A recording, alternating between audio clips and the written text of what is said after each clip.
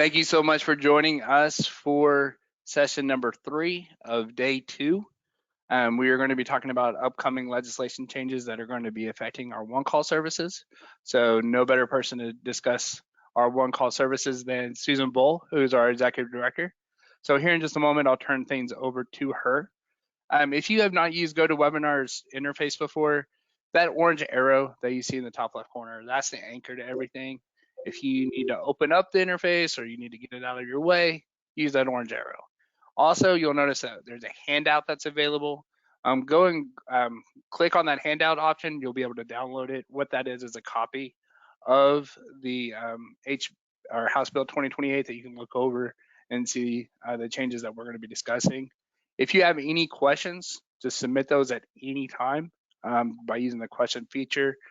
We will answer them all towards the end during the question and answer session. I'll be moderating as we go.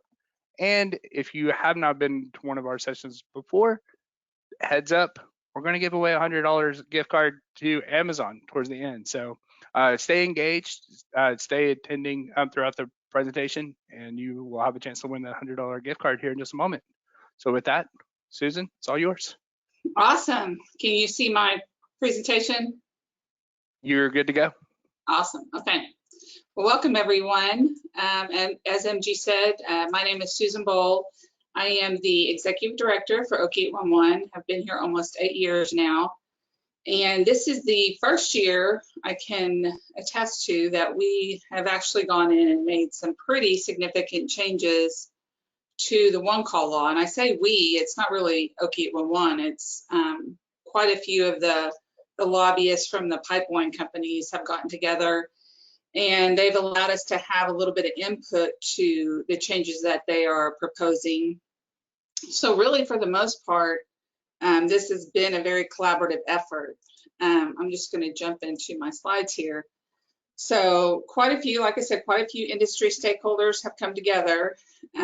We collaborated starting back in about October of 2020.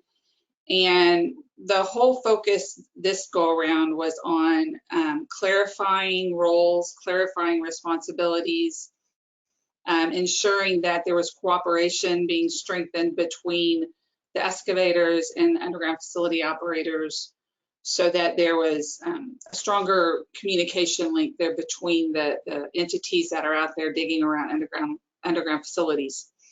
So I'm just going to go through just a high-level summary, and then we'll delve into each one of these a little bit more in detail. Summary, what's in this legislation that's been proposed. It's in House Bill 2028. As MG mentioned, there is a handout that you can click on. If you click on that orange arrow and go down to the handout section, you can download the handout, which is a copy of the bill that is being considered right now on the floor. And here's the summary. There's going to be mandatory positive response. There's going to be a ticket life defined at 14 calendar days. There will be a provision for state of emergency. There will be damage reporting to the one call. And there will be a lot of additional defined responsibilities around what the excavator will be doing when they're working around an underground facility. So let's talk about mandatory positive response. Right now, the one call, OKIE811, does provide any member that wants to put in positive response on their tickets, they're able to do that today. It's just not mandatory, it's elective. I think we have about 320 operators that are using the positive response system through the one call. But what this does, this legislation makes it mandatory for all underground facilities to utilize the positive response system through the one call. The beautiful thing about positive response is it's a one place where the excavator can go and see if the ticket's been responded to by every operator that's on that ticket. So it just makes for a very clean and non-confusing communication back to the excavator as to when it's safe for them to start their work. There's 3 sections that are focused on around positive response. There's the section that deals with the excavator's responsibility. There's a section that talks about the operator's responsibility, and there's a section that talks about the one-call's responsibility. So in the excavator section, it says the excavator must check for positive response prior to excavation. In the operator section, it says the operator must provide a positive response to each notice prior to the expiration of the notice period. And in the notification section of the law, it says the one call must receive the positive response from the operator and provide that response to the excavator. So those are the three sections that you'll see in the bill that are addressing positive response and making it mandatory that everyone use it. There are some other areas in that bill that go around ensuring that the operator knows what they're digging around, they're exposing the facility. So you'll see language in there like the excavator must ensure all operators have responded with either marks on the ground or a positive response on the ticket. Marks must be maintained until the excavation is complete or until the facility has been exposed. So when you have a long-term job out there and you're working your equipment around the underground facilities, you must make sure those markings are maintained throughout that job, or at least until the facility is uncovered, so that you know that you're close or in the proximity and you're not going to damage the underground facility. Excavators may be liable to the operator for reasonable cost if they have excessive updates and there's no excavation taking place, or if they're misusing the emergency ticket system.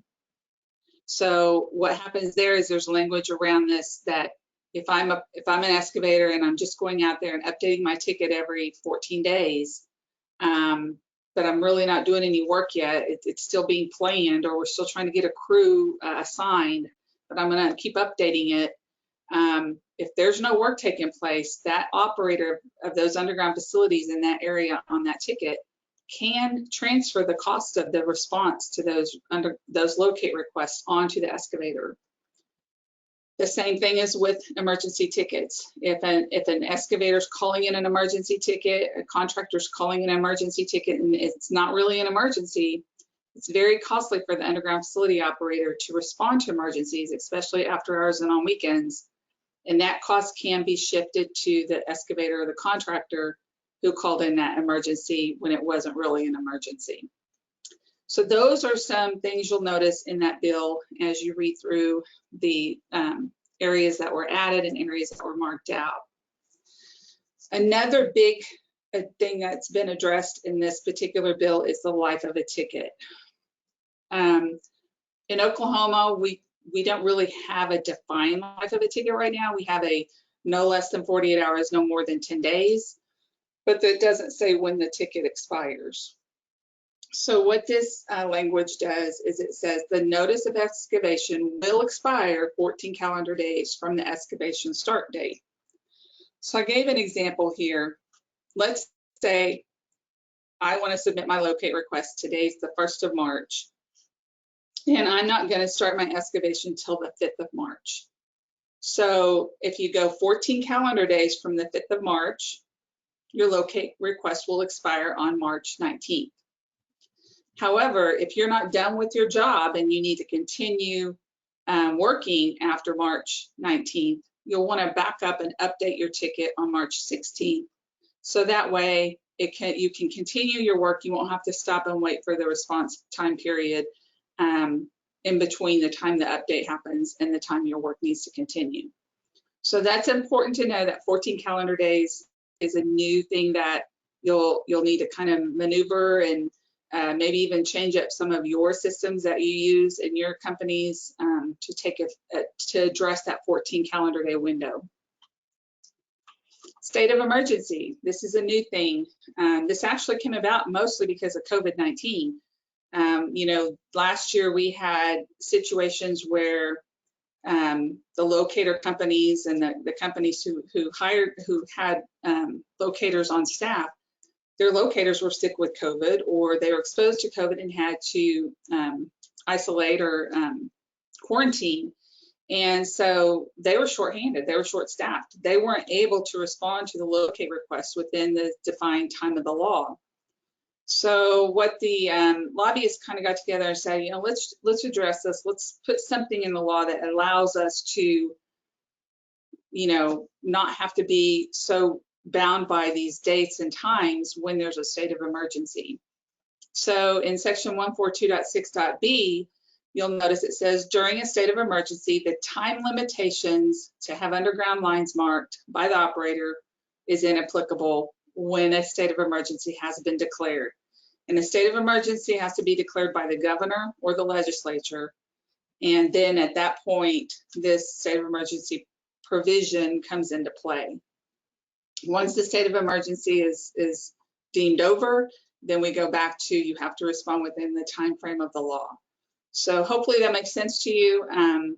This is also going to be important with weather events when we have catastrophic tornadoes or things of that nature, where the operators are having to respond to getting services restored. They don't also then need to be contending with going and locating a fence for a lady in her backyard who wants to get her fence put back up when they're restoring power and services to a majority of other people who are without. So when there's a state of emergency for weather events, the operator then is also not bound by the time frames to respond to locate requests. Damage reporting. Right now in the one call law, if an excavator or contractor hits an underground facility, nicks an underground facility, comes upon an underground facility that's been damaged, they are to immediately notify the underground facility operator that there's been a damage or that they've come upon a damage. That's been in place since the law was put in place, as far as I know. Now we're adding, not only will they need to notify the operator, but they will also need to notify the notification center or the OKIE811 when they come upon a damage or they damage an underground facility. The purpose for this is really because we don't have a centralized damage reporting database in Oklahoma. This will give us one place to collect the damage data, start to look and see where we have areas in the state or around certain types of underground facilities that we have maybe high consequence, we might call them high consequence areas, where we can actually put some notices out to the excavator saying, hey, there've been a lot of damages in this area of this area of the state or this area, this dig site area. When you get out there to do your work, you want to be extra careful.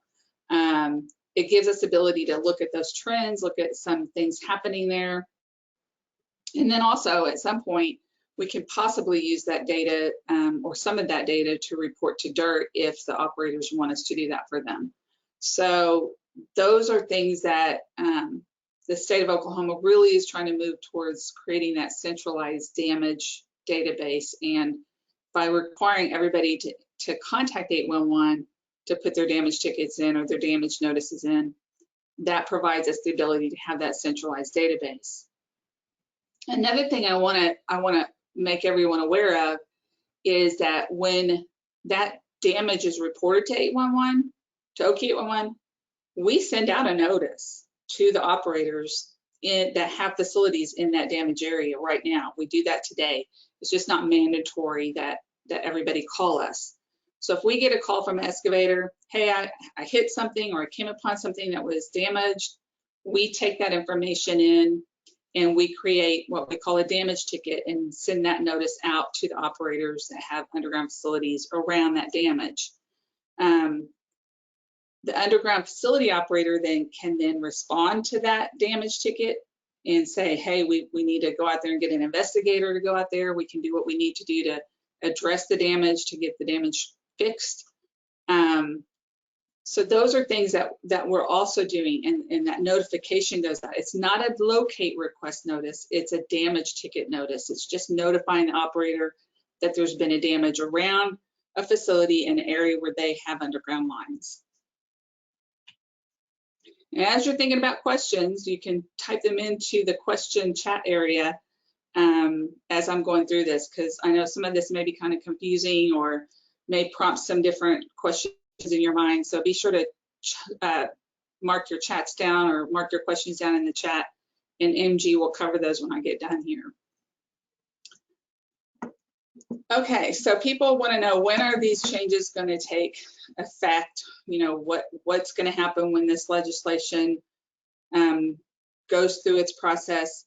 As I said, back in October is when we began kind of working with the language in the law and trying to see what we wanted to do to make the improvements. December, we refined the language, got it kind of set up and how we wanted it to be. The lobbyists then went and got it put into a bill.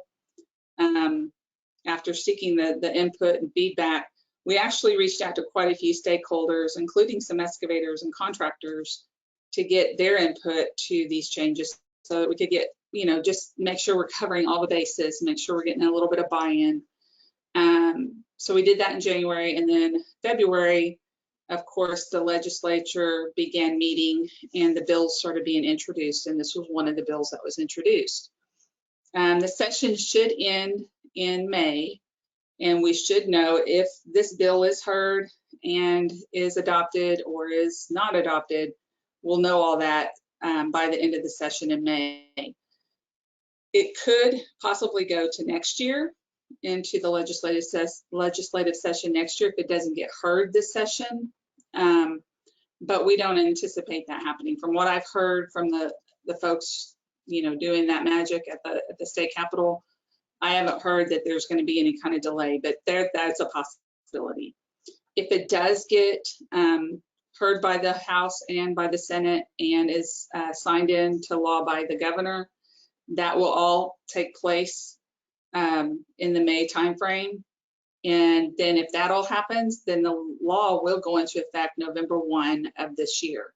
So the one call, we're going to be doing a lot of groundwork once we find out if this is passed or not. We're going to be doing a lot of groundwork to change our procedures to make sure our operations are where they need to be to address and you know, implement the things that come out of this legislation. This is just a list of some of the stakeholders that were participating in the discussions around this language and what, you know, all the things that we put together in that bill. I'm really appreciative of our underground facility operators for giving OKIE811 a seat at the table to be able to give some input and to be able to make sure we're hitting, you know, hitting the nail on the head and making sure that we're addressing the real issues that need to be addressed. So I appreciate that very much from these folks, and I'm very thankful. So anyway, why don't we open it up for questions? If you don't get your question asked or answered during the session this afternoon, you're welcome to email them to me or education@okie811.org, and we will get those answered for you. So outstanding. Yeah, Susan, a couple questions have been asked. One really good question was, because locates go to a different location than a damage report, after this all go into place, will excavators also need to call the facility owner in addition to us, or are we getting it to the right people? The way the law is written is the excavator or the contractor has to call both. They still have to call the operator, and they still have to call us, or now they have to call us in addition to calling the operator. Like I said, we will send a notice out to the underground facility operators that there's been a damage, but not all operators are set up to take that damage notice yet. So we don't want that to fall into la land and never be addressed, or people not know about the damages happening. So it's very important that the excavator or the contractor still contact the operator in addition to contacting us. Yeah, and just to elaborate on that, and I know you're aware of this, I know that we've been reaching out on our member services side to get damage ticket only outputs. In other words, a destination for damage report tickets to go to. If your locator isn't the one who's going to be doing the repair and it needs to go to your engineering or repair team, then we've been trying to gather that information to get those tickets to the right location. So hopefully eventually we'll get to 100% participation in that. But until then, even though we're trying to get that direct contact for damage reporting, you'll also need to reach out to the facility as well. Yeah. So, for sure. um, I see a question in here about where is the handout. If you click on the orange arrow to open up the dialog box, there's a option there for handouts, and it says 1 next to it. That's where this House Bill 2028 document can be downloaded. also, a couple of people has been asking if I'll be able to give out your PowerPoint file today. Is it open for share? Yeah, I don't have a problem sharing it. I can export it to a PDF, and is there a way to email it to the attendees on this? Yeah, certainly. So anybody who wants the PowerPoint, you can either email Susan, her email address is right there, or me at education@OKIE811.org, and that'll be in the chat. So just shoot me an email, remind me that you want a copy of the PowerPoint, and we will get you that in the next couple of days. The next question is,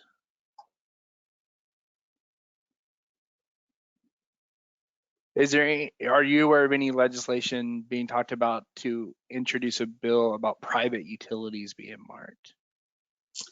Not that I'm aware of. I haven't heard anything along those lines, and I know there's some lobbyists out there for at least the pipeline operators keep pretty close tabs on what's being introduced, and I haven't heard them talking about it or saying anything about it, so not to my knowledge. Okay.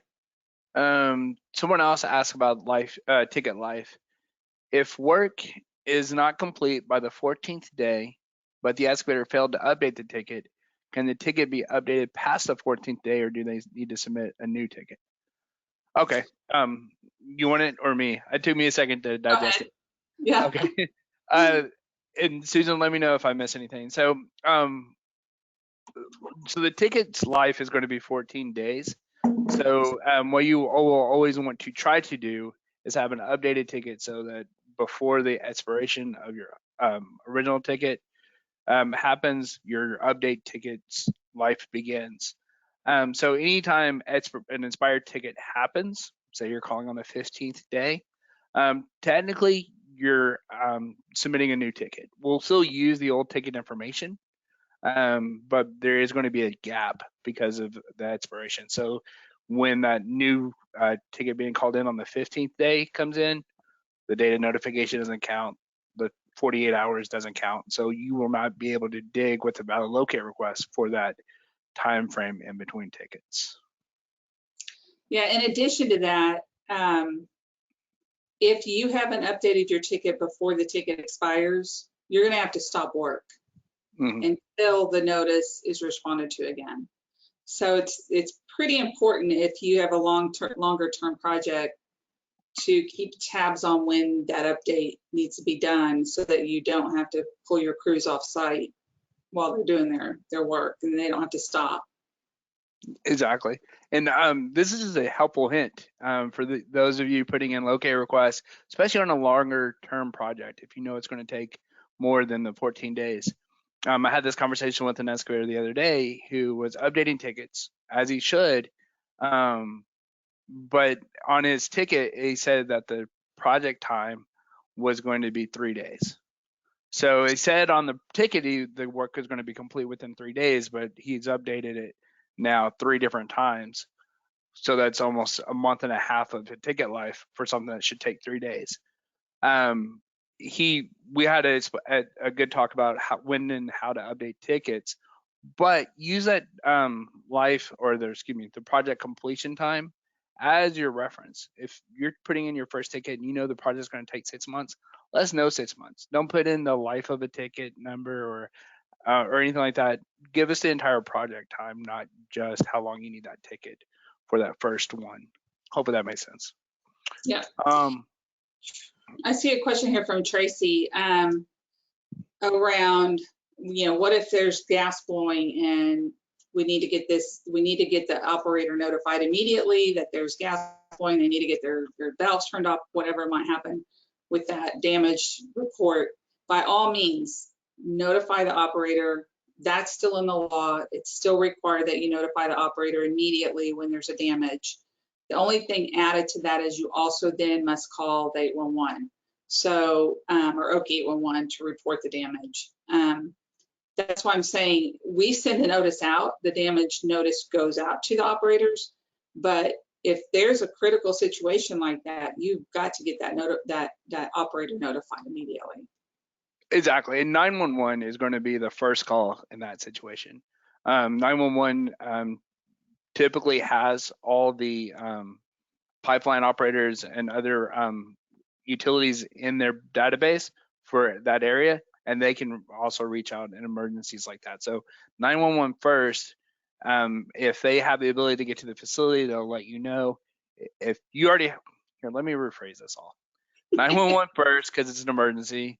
If you have somebody else who already has the ability to call the facility owner, do that.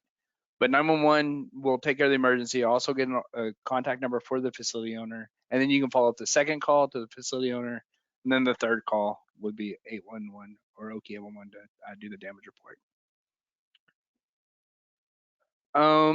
So another question was asked, is there an option for excavators to enter tickets with a custom start and due date? Yes, that's a great question. The way the law reads is you give no less than 48 hours notice with the date of notification not counting, but no more than 10 business days notice. So if I call in on a Monday, the earliest I could dig would be Thursday morning at 7 a.m. However, if I say I'm not going to dig till Friday at noon, my ticket's not valid until the work to begin date and time, which would be noon on that Friday. And then that 14 days would start from Friday instead of Thursday. So great questions. And I really want to give a shout out to Casey for buying Girl Scout cookies after hearing my keynote my speech yesterday. So awesome. I didn't say what kind of cookies. It didn't tell I us. know. We need to find out if there were Samoas or Thin Mints. Great. I'm glad that happened. Let's see. How often can an excavator update a ticket as weekly or not before this? What day? So the excavator will be updating their ticket every 7th, or excuse me, if it's 14 days, it would be every 10th business day to cover the 14 days, correct? That's Until calendar. yeah, and so that they'll overlap each time.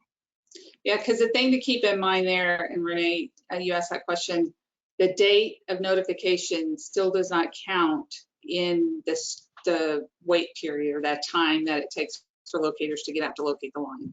So that's why we say the 10th. Well, really, wouldn't it be the 11th? Because it's 14 minus 3. So, yeah. I mean, if you really had to have it done quickly, it'd be the 11th calendar day to update before the 14th calendar day. Right, exactly. Yeah, you're right. I was off by 1 in my mental math. And then what is the time frame in which we need to report damage to 811?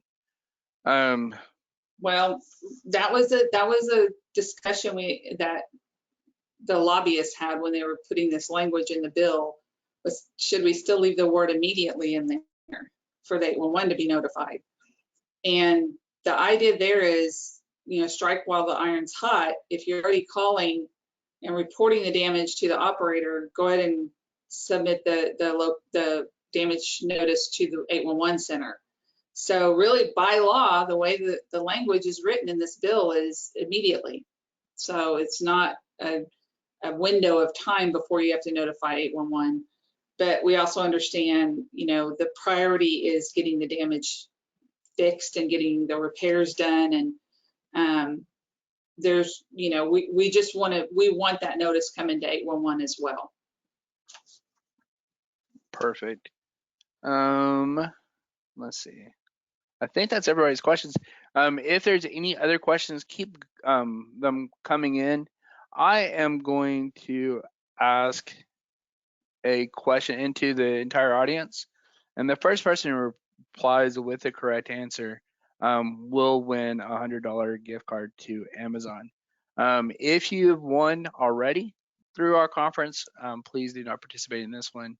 That's the only rule I have, just so we can get some new winners out there. We appreciate everybody who's been attending. So if you've looked at your handout, you should have a chance on this.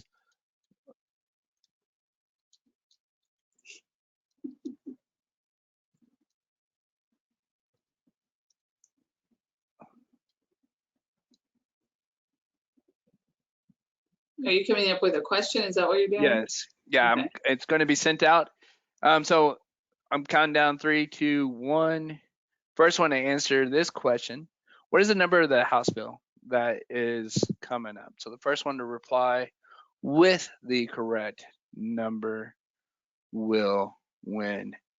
Very nice. Everybody's jumping in. All right. Jennifer Reed, you were the first one to let us know that's House Bill 2028. So Jennifer, congratulations, you've won a $100 gift card to Amazon, and you're on my list. So anybody who's won a gift card to Amazon, I'll be sending those out early next week. I just need to get all my email addresses together. Any other questions that you have, attendees, regarding the next bill coming in, or the I see one question about calendar day versus business day. Okay. The new bill is, yes, the new bill does specify calendar day, and the operational side of OKIE811, though it wasn't ever stated in the law, our procedures were 10 business days because it was no more than 48, no less than 48, no more than 10. We said, let's make that 10 business days. When there was discussion about what should the life of a ticket be? Should it be 14 days? Should it be 21 days? That's where the whole concept came into, let's define it as calendar days and be very specific with it being based on the calendar. There's in other states, I know there's confusion around what's a business day. A business day is different for different companies. So just getting away from any opportunity for confusion. Like I said, a really big focus of this particular bill was to clarify and further define things to pull out some of that ambiguity or uncertainty or unclearness about the law. So that was one way we thought, if we say calendar, there's no question about whose business day is it or whose work day is it. It's calendar. Right. Let me scroll through. I don't see anything else. Well, thank you all again for joining. Yeah. We're here to answer any questions you might have, and I might just close with telling you that this bill hasn't passed yet. So there could be some changes even from what I presented today if they end up rewriting stuff or pulling stuff out because there's objection to it. So it's not a done deal yet. So this is just, as of today, this is how it's written and what we can expect. Mm-hmm. Outstanding. Well, I appreciate everybody joining us for this session. The next one coming up here at 1:30 is going to be Jason Crow with Green Equipment Company discussing locating technology. And then following that is the final presentation of the day, which is my presentation over why we do what we do. So I hope that you can join us for both of those. I hope you're enjoying the conference so far. Join in for the next two. If you haven't won your $100 gift card yet, we definitely want to give you every opportunity to win. And we just thank you for doing your part to keep Oklahoma safe. Thank you, everybody. Yep. Thank you, everyone. Take care.